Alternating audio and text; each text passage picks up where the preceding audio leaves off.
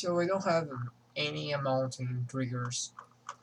Hide zero balances. I go to trig swap and there is nothing. Um, Maybe if I go to my historic, wallet transfer, balances, trade history, there is nothing. Open orders, nothing. Withdraw, nothing. Deposit, nothing. There is nothing, absolutely nothing on my wallet or account. Yeah. Um, okay. So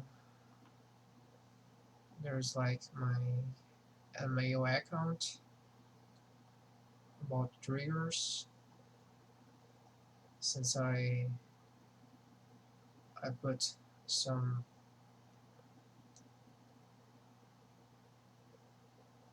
I had like 5,600 of triggers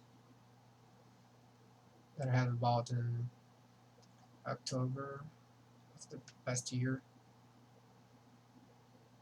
But today I have nothing. I really have nothing. And is that? I guess it's you can understand me now. Thank you.